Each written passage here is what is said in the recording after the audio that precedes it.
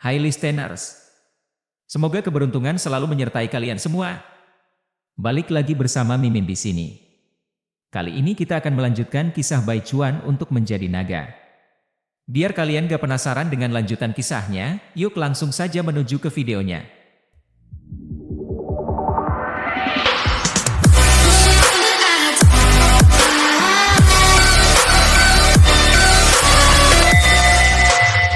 Bab 86, Perspektif Baru. Ketika pemahaman yang mendalam mengisi benaknya, tiba-tiba, semangat baru bangkit dalam hatinya, membawa keinginan kuat untuk mengubah segalanya. Dengan tekad yang baru, ia mulai mencari sekutu yang sejalan dengan pandangannya.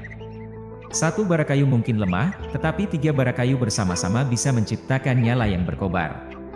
Ia tahu bahwa dengan terus bergerak maju, suatu hari nanti, titik percikan kecil bisa tumbuh menjadi kobaran api yang meluas. Kondisi saat ini mungkin tidak menguntungkannya, karena ia telah terluka dalam sebuah kecelakaan dan terdampar di dekat lembah ular yang terpencil di pegunungan. Pada awalnya, ia mengira tempat ini seperti kelompok-kelompok kuat di dunia luar yang memanfaatkan kekuasaan mereka untuk menindas yang lemah. Namun, pandangannya berubah ketika ia, sebagai seorang penangkap ular, berpapasan dengan seorang wanita setelah menangkap ular yang aneh. Hanya dalam momen itu, ia menyadari adanya kelompok rahasia yang hidup dalam aliran spiritual, jauh dari pengaruh dunia luar, tersembunyi di wilayah yang keras dan rawa-rawa yang luas. Meskipun kelompok ini memiliki kekuatan tersendiri, mereka tidak pernah menjadi beban bagi masyarakat. Namun, mereka juga tidak mampu menghadapi kekerasan dan ketidakadilan zaman modern. Pemikiran itulah yang mendorongnya untuk merencanakan penyatuan anggota kelompok ini, agar mereka bisa berdiri bersama melawan pemerintahan tirani saat ini. Selama waktu itu, seorang gadis muda yang datang dari luar daerah pegunungan dan rawa-rawa telah memasuki hidupnya. Gadis itu tertarik padanya, pria muda dengan luka-luka yang perlahan sembuh. Ketika mereka berdua berinteraksi, perasaan tumbuh di antara mereka. MUI, si pemuda, dan gadis itu mulai jatuh cinta satu sama lain selama periode tersebut. Pada akhirnya, ia menemukan cinta dalam dirinya dan mendapatkan keyakinan baru untuk mencapai impian-impian mereka. Mereka bersama-sama memulai perjalanan mereka di tanah Dazhou, bersiap untuk memberontak melawan pemerintahan korup. Namun, suatu insiden di Hedong mengubah segalanya. Ia tersadar bahwa pandangannya yang naif harus ditempa oleh realitas pahit, dan untuk melindungi gadis itu, ia harus menyembunyikan sisi sejatinya. Kenangan-kenangan itu mengalir dalam pikirannya, meninggalkan rasa pahit di dalam hatinya. Ia merasa bahwa ia telah memakan terlalu banyak bantuan gadis itu. Meskipun pasukan pemberontak yang dipimpinnya tumbuh semakin besar seperti bola salju, ia menyadari bahwa posisi kepemimpinannya adalah tantangan yang besar. Namun, pada mata orang bijak, pertumbuhan ini mungkin hanyalah minyak yang dilemparkan ke dalam api. Jika langkah-langkah yang diambil tidak hati-hati, semuanya bisa berakhir dengan kegagalan. Tidak ada yang tahu rasa sakit dan kecemasan yang ia alami. Tidak ada yang bisa memahami beban di hatinya.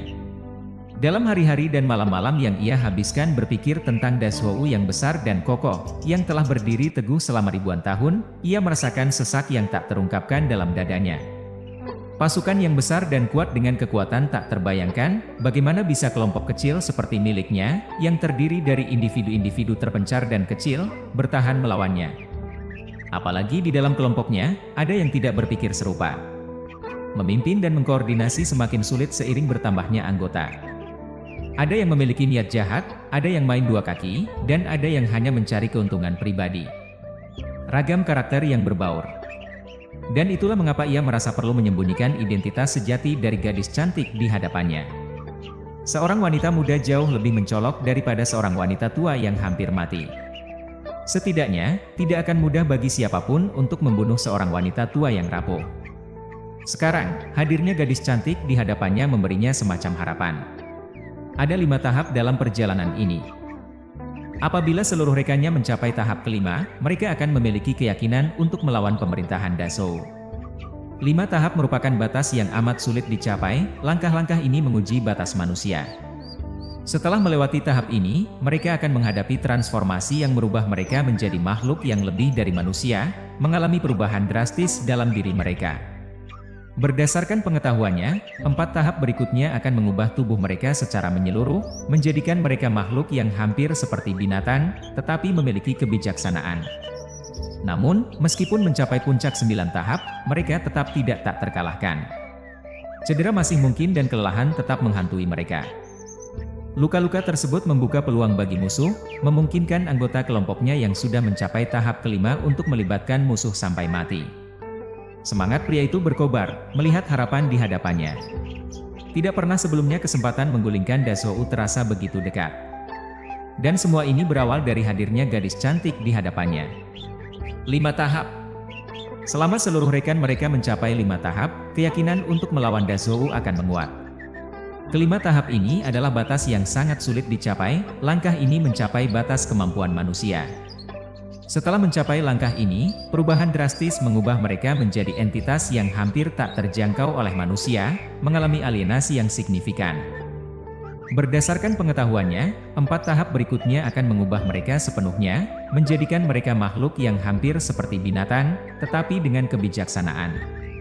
Namun, bahkan jika mereka mencapai puncak 9 tahap, mereka tetap bisa terluka dan lelah. Luka-luka ini menciptakan peluang untuk menekan musuh dengan bantuan anggota kelompoknya yang sudah mencapai tahap kelima, menyebabkan mereka menghadapi kematian. Matanya bersemangat, melihat peluang yang hampir di depan mata. Dia belum pernah sebegitu dekat dengan kesempatan untuk menjatuhkan Dazhou. Dan semua ini berawal dari gadis cantik di hadapannya. Waktu berlalu, hari berganti malam, dan musim panas yang panjang telah berlalu begitu cepat, memberikan jalan pada musim gugur yang dingin. Pohon-pohon kelapa yang pernah tumbang akhirnya pulih, dan ikan-ikan, udang, dan kepiting yang terdampar di pantai pun lenyap. Waktu berjalan cepat, tanpa terasa setengah tahun telah berlalu. Musim dingin kembali lagi. Pada hari ini, senja. Angin dingin bertiup, membuat ombak memecah di permukaan laut. Namun, di dasar laut, semuanya tetap tenang. Di dekat tumpukan batu yang jejaknya tak lagi terlihat, batu-batu yang dulu tertutupi rumput laut perlahan mulai bergerak. Dalam sekejap, berbagai jenis ikan melarikan diri. Takut akan ancaman yang mendekat. Di tengah keriuhan, Bai Chuan meraih kesadarannya di dasar laut. Matanya yang tajam terbuka di dalam gelap. Kepalanya yang besar mengangkat diri dari dasar laut. Ia melihat sekeliling, bingung akan perubahan yang terjadi. Lupa bahwa bentuk fisiknya kini tak lagi sama seperti sebelumnya. Dalam kekacauan ini, gemuruh menggema di sekitarnya. Di tengah keramaian di dasar laut, batu-batu bersusun runtuh. Gerakan besar ini, seketika membanjiri air dengan gelembung-gelembung. Getaran hebat bahkan mencapai dasar laut yang berkedalaman 60 hingga 70 meter, mengganggu keadaan di permukaan. Pasir laut berkelebatan, menutupi lingkungan sekitarnya dengan kabut. Saat ini, walaupun belum sepenuhnya sadar, Bai Chuan merasa dunia yang ia lihat berubah. Warna-warna menjadi lebih hidup dan kaya dari sebelumnya.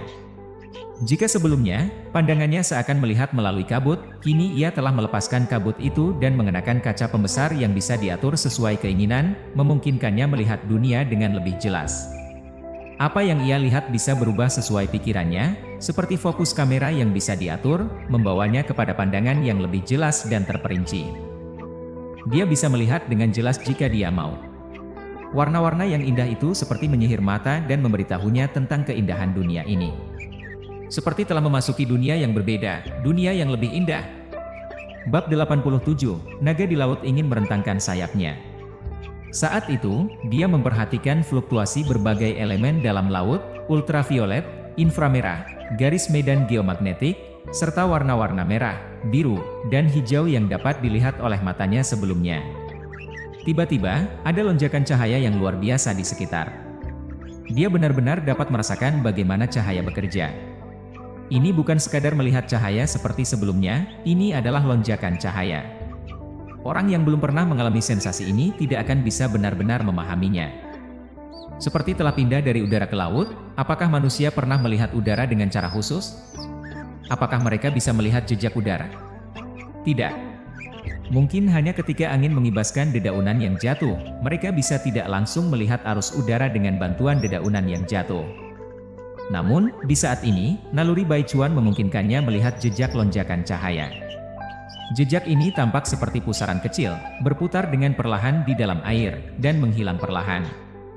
Cahaya ini memantul pada setiap makhluk di dasar laut, membuat mereka lebih tajam dan terang di pandangan Bai Chuan, menyala seperti obor di tengah gelapnya. Mereka tak punya tempat untuk bersembunyi dari Bai Chuan.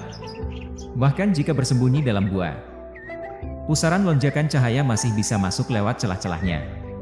Semuanya seperti permainan yang Bai Chuan mainkan di kehidupan sebelumnya, semua target diperbesar dan ditekankan.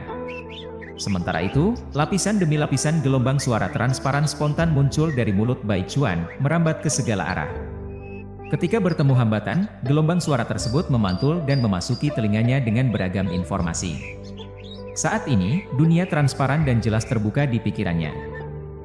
Dalam dunia sebelumnya, dia hanya melihat hitam dan putih. Sekarang dia memiliki dunia persepsi yang baru. Dunia yang lebih jelas ini menggantikan dunia hitam putih sebelumnya. Ini adalah dunia transparan seperti model 3D dari kehidupan sebelumnya. Rasanya seperti membuka pandangan Tuhan, dan segala sesuatu di sekitarnya terungkap dalam umpan balik gelombang suara. Dia melihat gelombang yang akan muncul di permukaan laut, burung laut yang menyambar air untuk menangkap ikan yang terjebak dalam gelombang. Dia melihat jalur ikan yang berenang tak terhitung jumlahnya setiap saat, serta posisi yang akan mereka capai di masa depan. Pada saat yang sama, dia juga melihat predator besar sepanjang 1,8 meter. Saat ini, predator itu mendekatinya dengan agresif. Namun, Bai Chuan bahkan tidak khawatir. Dia tenggelam dalam perasaan ajaib dan indah ini. Sudah cukup jelas baginya untuk melihat dunia 3D transparan dari pandangan Tuhan. Saat dia melihat dengan mata, indera dari dunia model transparan itu diisi dengan lapisan warna-warna yang indah, yang sulit diungkapkan dengan kata-kata. Dia merasa seolah-olah dia memiliki kekuasaan tertinggi, dan informasi tak terbatas mengalir padanya, lalu secara naluriah diolah, dianalisis, dan dirangkum oleh berbagai organ dalam tubuhnya. Ada getaran air yang halus. Bai Chuan juga memusatkan sebagian perhatiannya pada saat yang tepat, dan dia melirik pelan-pelan predator yang menggigitnya. Harus diingat bahwa sebelumnya, Bai Chuan tidak pernah benar-benar keluar dari gua yang runtuh, hanya kepala naga yang muncul di luar. Pada saat ini, menghadapi mulut besar yang mendekat, dia menutup mata tajamnya. Tidak ada ketakutan. Ketika sepasang mulut besar yang penuh dengan gigi tajam semakin mendekat, Bai Chuan meloncat dan sirip ekor besar meletus keras. Mendorong tubuh rampingnya untuk berputar dengan elegan di air, dia menyelam keluar dari gua yang runtuh dengan cepat.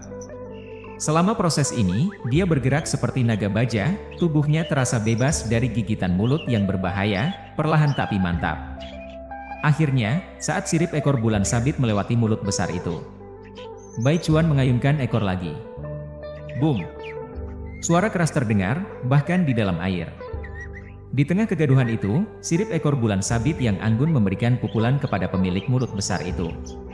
Memukulnya dan menggelindingkan tubuhnya di air 3 atau 4 kali, lalu pingsan karena pusing. Setelah itu, sebelum dia bangun, Bai Chuan menghentikan gerakannya. Dia memutar tubuh lembut dan kuatnya, menopang separuh bagian depannya dan memiringkan kepala naga. Dia memandang burung koi yang pingsan. Menahan napas. Ini harus diakui bahwa sebelumnya, Bai Chuan belum pernah meninggalkan gua yang runtuh, hanya kepala naga yang terlihat dari luar. Sekarang, menghadapi mulut besar yang menggigitnya, dia menutup matanya yang tajam. Apakah dia takut? Tidak. Saat sepasang mulut besar yang penuh dengan gigi halus dan tajam semakin mendekat, Bai Chuan bergerak, dan sirip ekor bulan sabit meletus dengan keras. Tubuh rampingnya berputar secara gemulai dalam air, melarikan diri dari gigitan berbahaya. Setelah sirip ekor bulan sabitnya melewati mulut besar itu, Bai Chuan mengayunkan ekornya sekali lagi. Pecah! Dalam sekejap, saat Bai Chuan meloncat, bahkan di dalam air, ekornya tiba-tiba menjadi bayangan dan memutuskan. Dalam sekejap, burung koi yang pingsan bergerak, meninggalkan jejak panjang dan sempit dari atas ke bawah di dalam air. Setelah beberapa napas, di jejak sirip ekor Bai Chuan, arus yang ganas meledak, berubah menjadi fluktuasi ganas. Fluktuasi itu memicu pergerakan air laut, dan tubuh burung koi, yang dianggap sebagai raksasa di antara spesiesnya, perlahan terangkat dari laut. Ternyata burung koi itu telah terbelah dua. Darah merah terang pertama-tama merembes keluar dalam aliran, dan kemudian, setelah tubuh terpisah sejauh tertentu, meledak seperti air mancur dalam sekejap. Tempat ini berubah menjadi merah darah yang kental. Selain potongan itu, ada juga darah yang mengalir, serta sirip ekor Bai Chuan yang terluka. Dia tidak peduli dengan burung koi yang terpotong saat ini, karena luka kecil ini akan sembuh dengan cepat. Sekarang dia sangat lapar. Dia mengayunkan tubuhnya dan berenang ke tengah darah kental. Tidak butuh waktu lama sebelum suara makan yang mengerikan terdengar di tengah darah pekat. 10 menit kemudian, burung koi yang hampir 2 meter itu sudah sepenuhnya terpotong dan dimakan oleh Bai Chuan. Namun, dia masih merasa lapar. Harus diakui bahwa dengan gigi yang dapat menggigit dan merobek, dia makan lebih cepat. Tapi sekarang dia sudah tidak lapar lagi, saatnya untuk menguji apakah dia bisa terbang sekarang. Kemungkinan besar, jika dia terlalu kenyang, dia mungkin tidak bisa terbang nanti, dan itu akan memalukan. Atau dia mungkin secara tidak sengaja terjatuh dari udara ke laut, dilemparkan kembali ke atas. Bai Chuan merasa lebih cemas daripada sebelumnya, bahkan sebelum dia mencoba. Bab 88, Hiu Putih Besar. Harus diakui bahwa sebagai makhluk darat, dia merasa agak tidak yakin dan kurang percaya diri ketika dihadapkan pada kemampuan terbang ke langit. Bai Chuan merendahkan kepalanya dan melihat tangan berkepakan dan sayap membran yang kokoh yang miring di sisi kiri dan kanan seperti baju besi saat ini. Lalu mengangkat kepalanya dan melihat melalui air yang jernih ke langit, tempat dia akan menaklukkan.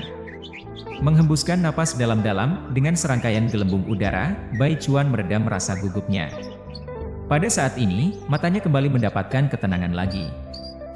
Tubuhnya mulai menghangat perlahan, dan sirip ekor di bawah tubuhnya mulai bergoyang perlahan tanpa sadar, mengangkat sejumput pasir laut yang berlumpur. Selama ayunan tanpa sadar ini, tubuhnya juga mulai bergerak perlahan dan mengapung ke atas, semakin mendekati permukaan laut. Ini berarti dia sudah siap. Saat berikutnya, matanya terfokus, dan dia membuka mulutnya untuk meraung dalam diam, seluruh tubuhnya seperti busur yang sepenuhnya tertarik, dan sirip ekornya digoyangkan dengan keras. Dalam sekejap, dia berubah menjadi anak panah tajam dan menerjang ke arah laut di atas. Boom! Di tengah suara besar pecahan air, keran besar meledak keluar dari air, membawa serangkaian percikan air kristal terbang di udara. Memantulkan pelangi yang cantik di bawah sinar matahari musim dingin yang hangat. Mengikuti penampilan kepala naga, tubuh ramping ular banjir itu menembus air dan meledak ke langit. Bai Chuan merasakan tubuhnya perlahan menembus air dan melompat ke langit, dan semakin berkonsentrasi, dan semua organ indera di tubuhnya mulai bekerja dengan penuh tenaga. Dia menghitung dengan gila berbagai faktor yang dibawakan oleh dunia luar, langkah demi langkah menghitung waktu terbaik untuk membuka sayapnya. Ini saatnya. Dalam sekejap, Bai Chuan merasa bahwa saat terbaik untuk membuka sayapnya telah tiba. Dalam sekejap, dia mengulurkan tangan berkepakan yang baru lahir yang dilipat seperti baju besi. Kemudian sayap membran yang terhubung dengan tangan berkepakan juga mulai terentang. Dalam beberapa hembusan napas, itu berubah menjadi 2 awan yang menggantung di langit, meninggalkan bayangan besar di daerah laut ini. Ini adalah suara sayap dengan rentang sayap 15 meter yang memukul udara, seperti guntur. Dengan kepakan sayap Bai Chuan, sejumlah besar tetesan air mulai terus-menerus bergoyang dari sayapnya, berubah menjadi gerimis dan menyemburkan area kecil ini. Pada saat ini, angin laut bertiup lewat pada waktu yang tepat, dan Bai Chuan, yang sudah merasakan angin, segera mengulurkan sayapnya sekeras mungkin melawan angin, mengubah angin yang tepat waktu menjadi tenaga. Pada saat ini, dia dengan santai mulai miring dan menyesuaikan tubuhnya yang panjang dan tebal. Setelah menjaga keseimbangan, dia dengan tegas mulai meluncur di atas laut. Dengan meningkatnya jarak meluncur, 1 meter, 2 meter, 10 meter. Pada saat ini, angin tiba-tiba menghilang. Bai Chuan mulai merasakan bahwa tubuhnya akan tenggelam, dan dia dengan cepat mengibaskan sayapnya. Namun, itu hanya kepakan yang tidak menyenangkan, dan sayapnya masih basah saat ini. Tiba-tiba, dengan bobotnya yang sangat berat dan sayap yang basah, dia tidak bertahan lama dalam ketiadaan angin. Dia merasa bahwa sayapnya mulai menjadi lebih berat, dan pasangan Pterosaurus yang baru lahir mulai melemah dan lemah, seolah-olah lemah dan lemah setelah 10 hari 10 malam menembak, dan mulai menembak dengan lebih lambat. Akhirnya, tidak bisa memukulnya, dia menabrak laut dengan bunyi keras. Pada saat terakhir, satu-satunya yang bisa dia lakukan adalah menyesuaikan posisinya dan melipat sayapnya sebanyak mungkin. Namun, bahkan begitu, jatuh seperti itu juga jatuh, dan Bai Chuan merasa pusing sejenak. Seperti itulah, penerbangan perdana Bai Chuan hilang, terbang. Oh, tidak. Sebaiknya dikatakan meluncur lebih baik, dan terbang terlalu memalukan. Jarak meluncur telah mencapai jarak 15 meter, yang benar-benar menakjubkan. Pada saat ini, Bai Chuan sendiri tidak mengalami masalah serius. Yang dia rasakan hanya mati rasa pada sayap yang jatuh ke laut sebelum sepenuhnya dapat ditarik kembali. Runtuhnya sayap, rasa sakit hampir membuatnya kehabisan nafas. Dibutuhkan sekitar 5 menit bagi Bai Chuan untuk melarikan diri dari perasaan tidak nyaman itu. Goyangkan kepala naga, mata Bai Chuan kosong sejenak, dan dia menatap langit biru tanpa bicara, dengan tenang membiarkan dirinya mengapung di permukaan laut yang didukung oleh sayapnya yang terbuka. Namun, tidak diketahui apakah Bai Chuan yang tampak seperti burung dalam adegan ini, atau darah tebal sebelumnya yang membuat tamu yang tidak diundang di laut terdekat mencium bau makanan. Sedang perlahan-lahan mengayun dengan sirip ekornya dan perlahan mendekat. Dari kejauhan, Bai Chuan, yang terdiam menatap langit, segera melihat dunia sensorinya yang baru. Seekor ikan raksasa dengan panjang tubuh 6 meter muncul, dan pada saat ini, itu sedang mengayunkan sirip ekor bulan sabitnya yang tebal dan berenang dari sisi ke sisi. Amplitudo getaran yang dikenal, frekuensi ayunan yang dikenal, dan cahaya yang memantul memancar bahkan jika Anda tidak melihatnya secara langsung. Dalam sekejap, mata Bai Chuan fokus dan dia menjadi serius. Ini adalah hiu putih besar. Nampaknya pertempuran sengit tidak bisa dihindari hari ini. Bai Chuan tidak lagi jatuh ke dalam mode berpikir yang bijaksana. Dia mulai perlahan melipat sepasang sayapnya yang terulur di permukaan laut, dan membran dagingnya mulai menyusut, dan tangan berkepakan dilipat kembali dan dipindahkan lebih dekat ke sisi bagian atas, seperti baju besi di kedua sisi kuda perang. Kemudian dia merunduk, dan kepala naga yang kuat terjun ke air, lalu tubuh yang halus dan ramping perlahan berayun. Perlahan-lahan tenggelam sepenuhnya dalam air. Akhirnya, dengan sebuah kelipatan sirip ekor yang besar, dia kembali ke permukaan laut dengan serangkaian percikan air. Bai Chuan, yang perlahan-lahan menyesuaikan posisinya di dalam air laut, merasa sedikit ingin mencoba pada saat ini. Hiu putih besar, saya hanya tidak tahu bagaimana dia bisa mengalahkan pria besar ini. Betul, Bai Chuan saat ini tidak ragu-ragu apakah dia bisa mengalahkan hiu putih besar. Perbedaan hanyalah apakah ia tidak cedera atau sedikit rusak, dan jumlah langkah minimum yang diperlukan untuk mengalahkannya. Berpikir, segera. Sebuah kepala berbentuk spindle dengan moncong yang runcing dan menonjol dan mulut berbentuk lengkung. Monster menakutkan berukuran 6 meter mulai muncul perlahan-lahan. Dia mengayunkan sirip ekor bulan sabitnya, yang lebih besar dari milik Bai Chuan, dan menembus air dengan sirip punggung berbentuk skimitar di punggungnya. Melihat hanya mulut besar yang menakutkan penuh dengan segitiga seperti pisau tajam membuat orang merinding. Jangan ragu, sekali digigit oleh mulut besar yang berbahaya seperti itu, sepotong daging dan darah besar akan menghilang. Bai Chuan melihat dengan serius pada raksasa di depannya, tak perlu dikatakan dia sekarang 8 meter panjangnya. Tapi bentuk tubuhnya panjang, ramping, dan halus, tidak gemuk. Perbandingan antara keduanya seperti membandingkan tangki air dengan ember, dan Bai Chuan adalah ember. Dibandingkan tatap muka, perasaan penindasan yang dibawa oleh yang pertama seringkali lebih kuat. Tapi apakah Bai Chuan masih perlu takut? Tidak perlu sama sekali. Dia tersenyum di dalam hati, dan ekor fleksibel di bawah tubuhnya menggerakkan sirip ekor maju. Tiba-tiba, arus listrik yang tidak terlihat dilemparkan dari sirip ekornya dan menyebar ke segala arah. Bab 89, bunga es cemerlang berkembang dari dasar laut. Namun, arus listrik yang tidak terlihat ini tak terlihat di mata orang luar, namun sangat nyata dalam mata Bai Chuan saat ini. Dengan penglihatannya yang sekarang, melihat arus listrik hanyalah hal sepele. Karena arus listrik pada akhirnya tidak lebih dari gerakan arah muatan listrik, dan muatan listrik yang bergerak akan menghasilkan medan magnet. Dengan penglihatan Bai Chuan yang dapat melihat medan magnet bumi sekarang, bukankah dia juga dapat melihat medan magnet?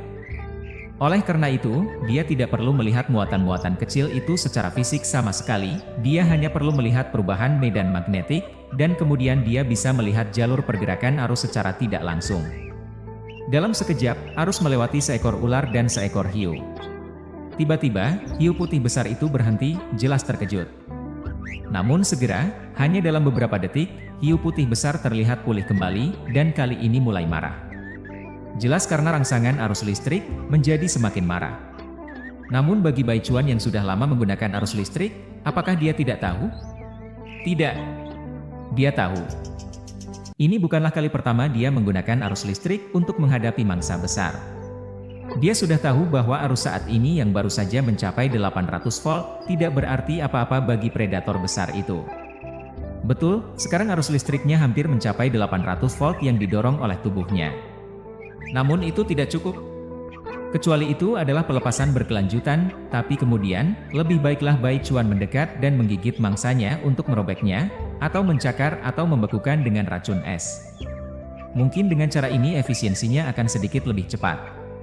Saat ini, dia hanya ingin menggunakan arus listrik untuk mematikan mangsa selama periode kosong, mempersiapkan serangkaian serangan berikutnya. Bai Chuan yang tajam penglihatannya mengandalkan penglihatannya yang sekarang dapat melihat pergerakan arus listrik, pada saat arus listrik hampir mengenai target. Dia bergerak. Saya melihat dia mengayunkan ekor dengan sirip ekor yang besar dengan keras, dan kemudian meledak. Ledakan ini, bahkan jika sirip ekornya tidak tegak dan menebas seperti senjata, sama sekali tidak ada hambatan, tetapi tidak buruk. Saya melihat getaran yang kuat di sekitar air, dan daerah di sekitar sirip ekornya yang bergerak hampir berubah menjadi hampa. Dalam sekejap, Bai Chuan menyeret bayangan panjang di dalam air laut, dan entah bagaimana mendekati hiu putih besar. Pada saat ini, hiu putih besar baru saja melepaskan keadaan kelumpuhannya, dan sedang mulai masuk ke dalam keadaan marah. Bai Chuan telah tiba di sisinya. Dengan memanfaatkan momentum ini, dia mengangkat kepala naga dan membukanya lebar-lebar, dan menggigit mulut hiu putih besar dengan keras, sekitar 4 inci bolak-balik. Seketika terasa sedikit hambatan yang kasar, Bai Chuan menggigit hiu putih besar itu sekitar 4 inci di bawah mulut. Lalu, leher ularnya mulai membengkak secara tidak wajar, dan garis air emas bertekanan tinggi yang sangat terkompres meledak dari jarak nol. Dalam sekejap, garis air itu menusuk kepala hiu putih besar ini dari bawah ke atas, dan pada saat menyentuh lapisan atas tengkorak yang keras, mulai meluap ke segala arah di dalam kepala. Bai Chuan, yang telah menyelesaikan semua gerakan dalam sekejap, segera membuka mulutnya lebar-lebar saat melihat ini, dan mendorong dua cakarnya menjauh dari hiu putih besar dan mundur. Seluruh proses ini berlangsung kurang dari 2 detik, dan semulus awan dan aliran air yang mengalir. Dan pada saat ini, kakak, suara membeku yang menusuk gigi datang dari dalam kepala hiu putih besar, dan sekelompok bunga es kristal putih yang terang tak terbandingkan tiba-tiba meletus dari kepala hiu putih besar. Dalam sekejap mata, bentuk sebelumnya dari hiu putih raksasa itu telah lenyap. Kristal es yang luar biasa tajam baru saja muncul dari kepalanya. Jika dilihat lebih dekat, bahkan bisa dilihat cairan emas misterius yang perlahan berombak di dalam formasi es tersebut. Cairan itu adalah racun mematikan dari tubuh Bai Chuan. Diterangi oleh cahaya yang difraksikan air, cairan kuning emas tersebut bersatu dengan kristal es, menyerupai bunga es yang lembut dan indah yang memancarkan kilauan yang brilian dan mempesona. Dari kejauhan, pemandangan itu seolah-olah banyak kepala bunga kristal es bermunculan dari tubuh hiu raksasa yang aneh dan besar, menciptakan pemandangan yang menakutkan namun memikat. Keindahan terjalin dengan ketakutan. Bahkan orang yang bertanggung jawab atas ini, Bai Chuan, tidak bisa menahan diri untuk bereaksi. Ia terkesima. Ini adalah pertama kalinya ia menguji kemampuan membeku di bawah air. Sebelumnya, ketika ia mengeluarkan elemen esnya, sebagian besar energinya telah dihabiskan di air sungai dalam perjalanan menuju targetnya. Hasilnya biasanya berupa balok es berbentuk persegi besar yang mengapung di air. Mangsa tetap tidak terluka, atau lebih tepatnya sebagian besar tidak terluka. Terkadang, mangsa akan ketakutan oleh pertunjukan es tersebut, menyebabkan ketidaknyamanan psikologis. Namun itu tidak pernah berarti banyak. Akibatnya, ia telah menahan diri untuk tidak menggunakan kekuatan ini di bawah air karena perbandingan biaya dan manfaat yang tidak menguntungkan. Namun, sekarang ia berhadapan dengan hiu putih raksasa dan tiba-tiba berpikir, bagaimana jika ia menyemprotkan elemen pembekuan ini dari jarak dekat? Terkejut, setelah percobaan ini, ia menemukan dimensi baru dalam kemampuannya, efektivitasnya melampaui harapannya. Menatap hiu putih raksasa yang sudah tak bernyawa di hadapannya, ia memahami potensinya. Lebih dari itu, kekuatan pembekuan ini tampaknya memiliki efek yang mencolok di dalam air laut, karena air laut dengan mudah menyerapnya. Namun, bagaimana jika itu dilepaskan pada jarak dekat atau langsung di dalam tubuh target? Seberapa kuatkah kekuatan ini? Toh, bagaimanapun juga, tidak peduli seberapa tangguhnya makhluk tersebut terlihat dari luar, tetap ada kerentanannya di dalam.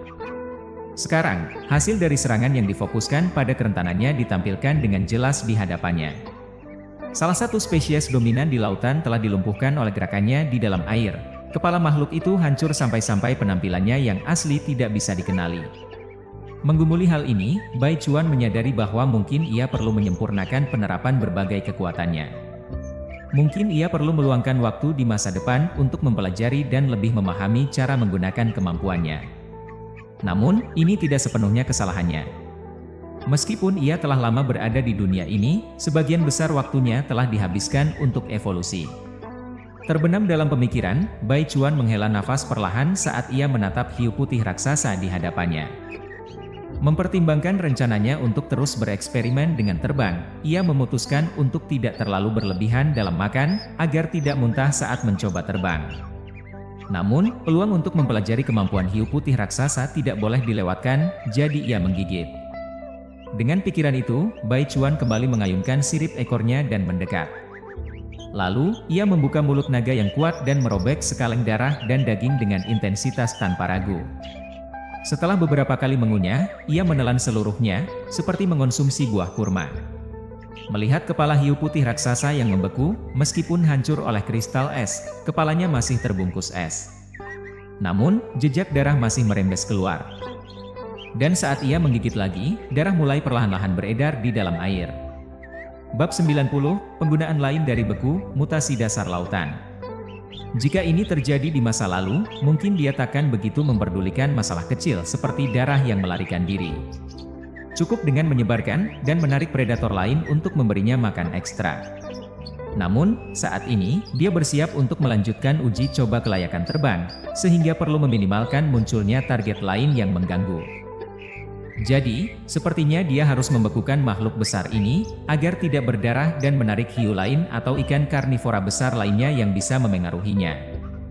Mengingat hal ini, dia membesarkan lehernya lagi dan meludahkan aliran es putih tipis. Dalam sekejap, pada saat elemen es putih tipis seperti garis muncul, kubus es putih murni mulai membeku perlahan dari posisi di mana elemen es muncul. Setelah hanya beberapa hembusan napas, luka hiu putih raksasa pada seluruh kepalanya membeku menjadi blok es besar yang tidak tembus pandang. Pada saat ini, karena adanya blok es besar di kepala, ikan ini menghadap langit dengan sirip ekor tergantung, tenggelam dan melayang. Pemandangan yang sedikit lucu ini membuat Bai Chuan juga merasa sedikit tertarik setelah melihatnya. Dan tidak bisa menahan tawanya. Geleng-gelengkan kepalanya, dia mengabaikan hiu putih raksasa yang membeku. Dia mengangkat kepalanya lagi dan melihat ke arah laut. Sekarang bahwa tamu yang tidak diundang telah diselesaikan, dia harus memikirkan masalah yang muncul selama penerbangan. Alasan mengapa dia jatuh ke laut sebelumnya setelah merenungkan hal itu sekarang. Bai Chuan menemukan ada 3 faktor yang mempengaruhinya. Pertama, berat badannya terlalu berat. Harus diingat bahwa sekarang dia memiliki panjang 8 meter, dan sebagian besar tubuhnya terdiri dari otot. Bisa dikatakan dia seperti balok besi padat. Sekarang, tubuh yang begitu besar menjadi sangat berat. Kedua, otot-otot yang menghubungkan sayap tidak cukup kuat. Dan begitu dia berpikir. Kemampuannya asalnya berasal dari kemampuan elang. Dengan ukuran elang, rentang sayapnya kurang dari 2 meter, tetapi sayapnya sekarang memiliki rentang sayap 15 meter. Dengan sayap yang begitu besar, tidak peduli seberapa ringan pun itu, gaya yang diperlukan untuk mengayunkannya di udara tidak bisa diabaikan. Meskipun dia kuat di LV1, alienasi dada, kemampuan ini di dalam dirinya juga meningkat hingga batas tertentu dengan pertumbuhan dan perpanjangan tubuhnya yang semakin besar. Tapi ini hanya didorong oleh aspek lain, bisa dikatakan bahwa ini bukanlah peningkatan yang dibawa oleh kemampuan itu sendiri. Ini seperti kemampuan yang sama dapat digunakan dengan cara yang berbeda pada orang yang berbeda. Cakar tajam kucing juga adalah cakar, dan cakar tajam harimau juga cakar. Jika Anda bisa menggantikan cakar kucing dengan cakar harimau, apakah ini akan memengaruhi kekuatan harimau? Tidak mempengaruhi. Perbedaannya adalah cakar menjadi sedikit lebih aus dan rapuh, tetapi kerusakan dari satu pukulan tetap tidak melemahkan terlalu banyak. Ini adalah peningkatan yang dibawa oleh otot-otot kuat harimau. Tapi sekarang Bai Chuan ingin menggunakan kemampuan ini untuk menggerakkan sayap raksasa dengan rentang sayap 15 meter, sehingga bahkan jika dia menggunakan kemampuan ini hingga batasnya, dan ada kemampuan lain untuk meningkatkan, itu masih jauh dari cukup. Mungkin jika dia lebih ringan, dia mungkin bisa terbang. Tapi pada akhirnya, ini tidak mungkin. Pertumbuhan makhluk ini bahkan mungkin bisa terbalik, kecuali setelah semua, bagi Bai Chuan hari ini, kemampuan kuat LV1, alienasi dada, telah mencapai batas tertingginya. Akhirnya, yang ketiga adalah bahwa dia melompat keluar dari laut dan mengibarkan sayap untuk lepas landas. Tetapi sayapnya tidak sepenuhnya terbentuk dari selaput daging. Sambil berpikir, Bai Chuan mendekati pantai dekat pantai lagi, dan kembali ke daratan. Saat ini, di pantai, dia melihat sayap yang datang mendekati matanya dan melihatnya. Benar, sekarang bahwa dia lebih dekat untuk mengamati dengan cermat, dia menemukan bahwa sayap pterodaktilnya tidak terbentuk secara murni dari selaput daging. Masih ada rambut hitam yang sangat halus dan tebal di atasnya. Meskipun terlihat seperti selaput daging yang halus dari jauh, namun sebenarnya tidak halus saat dilihat lebih dekat. Saat ini, Bai Chuan menyadari mengapa saat dia memecahkan permukaan air dan mengibarkan sayap, dia bisa melempar banyak tetesan air setiap kali mengibarkannya. Pada saat yang sama, dia merasakan bobot sayap semakin lama semakin terasa berat. Sekarang dia menyadarinya, karena rambut-rambut kecil ini menyerap banyak cairan di air sehingga semakin dia mengibarkan sayap, semakin berat rasanya, jika tidak mungkin saja dia dapat mendukung jarak tertentu sebelumnya. Setelah mengetahuinya, dia sedikit terdiam. Sepertinya dia memilih kesulitan paling tinggi saat pertama kali lepas landas. Tetapi akan lebih mudah mengetahui apa masalahnya. Jika tidak berhasil di air, maka cobalah untuk melihat apakah Anda dapat terbang di darat terlebih dahulu. Dan hanya dari mekar bunga es di dasar laut, dia juga menerima beberapa inspirasi. Karena kemampuan beku bisa membekukan air menjadi kristal es, bisakah dia membekukan tetesan air di sayapnya menjadi butiran es kecil saat keluar dari air, dan menggelengkan semuanya dalam sekejap? Jawabannya adalah bisa. Ketika dia pertama kali mendapatkan kemampuan beku, Bai Chuan menemukan bahwa dia bisa memindahkan titik cahaya yang mewakili es ke posisi manapun di tubuhnya, dan mengeluarkan udara dingin yang menusuk. Karena ini demikian, apakah tidak mungkin untuk dia mentransfer langsung kekuatan ini ke sayap pada saat ini? Nanti, dia akan mengontrol kekuatan es untuk membekukan air dan melemparkannya keluar saat keluar dari air, dan dia bisa sepenuhnya mendapatkan kering kembali. Berpikir, Bai Chuan juga mulai mengontrol pergerakan cepat titik cahaya yang mewakili kekuatan es. Sebelumnya, untuk tidak terlalu mencolok, dia selalu menyembunyikan kekuatan ini di daging dan darah di tubuhnya, tanpa mengeksposnya ke permukaan tubuhnya sama sekali. Sekarang, dia bergerak seperti ini, awan besar cahaya putih gelap tiba-tiba muncul di tubuhnya, dan udara dingin yang pahit mulai mengeluarkan dari cahaya ini. Ditemani oleh pergerakan kekuatan ini, air di tubuh Bai Chuan juga cepat mengembun dan berubah menjadi kristal es kecil, yang jatuh di seluruh tanah dengan setiap napas. Beberapa yang tidak jatuh juga dilemparkan saat dia dengan lembut mengayunkan sayap kelelawarnya.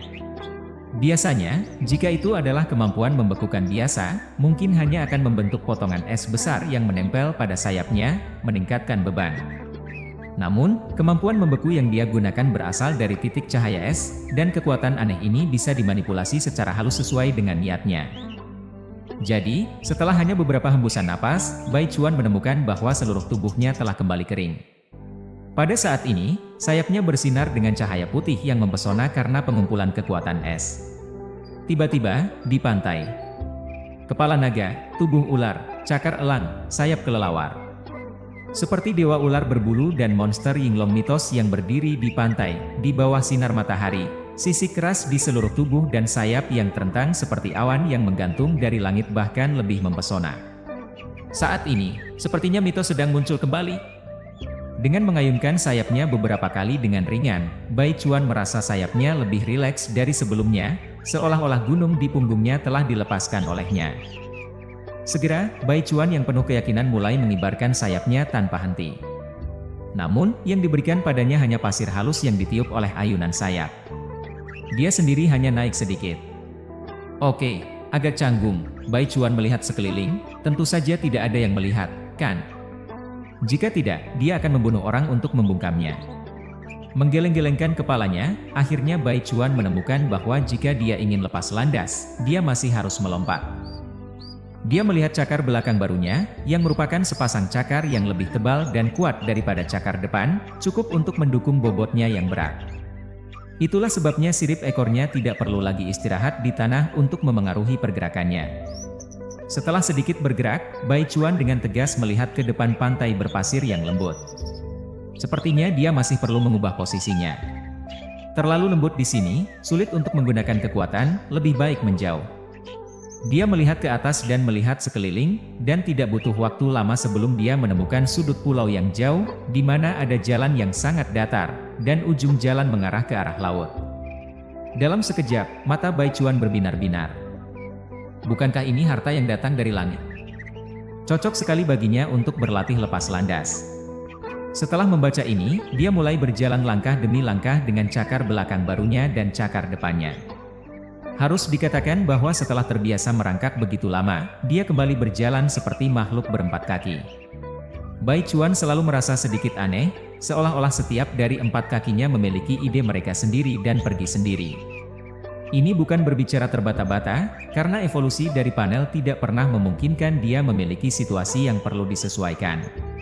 Sama seperti dalam kehidupan sebelumnya saat dia adalah seorang siswa dalam pelatihan militer, tidak selalu ada yang mulai kehilangan akal dan berputar-putar di bawah tarikan dan pantauan instruktur. Dia seperti itu sekarang. Dia menetapkan langkahnya dan berpikir sebentar, bahwa sudah begitu. Mengapa dia tidak belajar cara hewan seperti harimau dan caetah berlari? Misalnya, ketika sepasang cakar depan melompat, tubuh ramping mulai membungkuk dan merenggang, mendorong cakar belakang untuk melompat sesuai. Setelah membaca ini, dia mencobanya, tetapi dia tidak mengharapkan itu jauh lebih nyaman, dan kecepatannya tidak terlalu buruk. Karena tubuhnya cukup panjang, cukup lunak, dan cukup lebar. Jadi ular aneh muncul di pantai ini, melompat dan berlari seperti caetah atau husky, buaya. Tidak lama kemudian, dia merangkak ke lokasi latihan penerbangan yang datar dari samping. Dia melihat permukaan laut di ujung yang jauh, di mana ombak memukul dan bergulir dari waktu ke waktu, dan ombak kasar di ujung. Dia mengambil napas dalam-dalam, mata Bai Chuan menjadi serius. Sekarang adalah saat dia dalam kondisi terbaiknya, jika dia tidak bisa terbang lagi, maka memang tidak ada yang bisa dikatakan lagi. Akhirnya, dia sekali lagi menahan kekuatan es yang memancarkan udara dingin di sayapnya.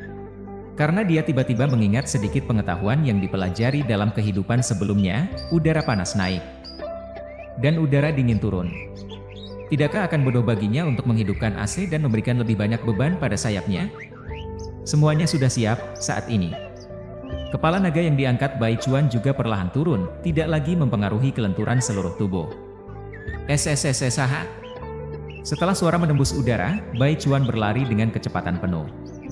Sementara itu, di sisi lain, ketika Bai Chuan bersiap untuk terbang lagi. Dasar laut. Semula, Bai Chuan memotong kerapu dengan satu sirip dan membelahnya menjadi dua bagian.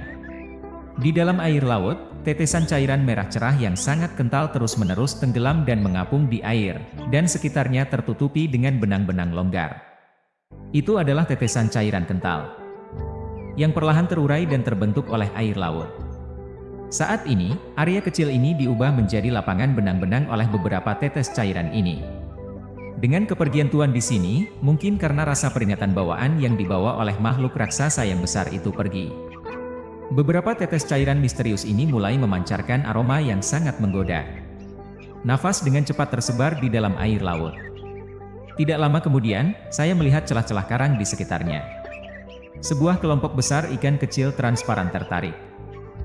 Mereka seperti anjing melihat tulang, dan serigala melihat daging. Berenang dengan cepat dengan sirip ekor kecilnya, mereka sangat lapar dan berenang dengan cepat. Sebentar, tidak lama setelah mereka mengisi area kecil, pasangan mata ikan yang membengkak menatap benang-benang yang berayun-ayun di air, dan mereka mulai terus-menerus membuka mulut kecil mereka untuk mengisap. Tiba-tiba, zat merah cerah hingga agak hitam ini segera ditelan dengan cepat, hanya meninggalkan para pencipta sejati dari tetes-tetes benang yang berayun-ayun di sana. Melihat ini, beberapa ikan kecil yang sedikit lebih dekat dengan cerdik mengayunkan sirip ekor mereka dan mulai bergerak maju. Dengan gerakan seperti itu, seluruh sekolah ikan mulai mengamuk dan mulai merampok dengan liar. Hanya dalam beberapa napas, zat misterius merah cerah yang baru saja menduduki area kecil itu menghilang sepenuhnya. Pada saat ini, mutasi nyata baru saja dimulai. Saya melihat bahwa kelompok ikan yang berkelahi untuk cairan misterius seperti anjing gila sekarang mulai membeku satu persatu. Ketika dilihat lebih dekat, Anda bisa menemukan benjolan aneh di tubuh mereka, seolah-olah ada beberapa makhluk yang merayap di bawah sisik. Ketidaksamaan aneh ini hanya berlangsung beberapa napas, dan kemudian salah satu ikan biru terang mulai membengkak, dan terus membengkak, dan akhirnya meledak dan berubah menjadi genangan darah untuk berakhir. Jika Anda melihat dengan seksama, Anda masih bisa melihat tunggul lemah yang ditinggalkan oleh ikan yang meledak, yang sangat mirip dengan cakar elang. Ledakan ikan sian ini seperti efek domino. Di antara kelompok ikan, beberapa ikan mulai meledak dan berubah menjadi genangan darah. Pada saat ini, darah yang tebal meledak satu persatu, lalu mulai bercampur terus-menerus. Akhirnya, di darah laut ini, berubah menjadi kabut darah yang besar. Di dalam kabut darah, beberapa ikan yang belum meledak mulai dipengaruhi oleh bau darah di dalam air, dan mata setiap ikan berubah menjadi merah. Penuh dengan kemarahan dan lapar yang irasional.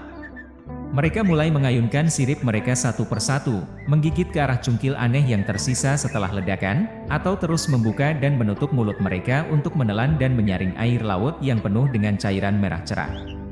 Ketika lebih banyak ikan mulai mati, lebih banyak darah juga mulai menyebar ke lingkungan sekitarnya dengan sangat cepat. Semakin jauh area, semakin banyak ikan yang akan dililit olehnya. Akibatnya, lebih banyak ikan juga mulai dipengaruhi oleh cairan merah cerah dan mulai membunuh satu sama lain. Dalam sekejap, area laut yang lebih dari 50 meter dalam itu benar-benar berubah menjadi penggiling daging. Sebuah penggiling daging ikan.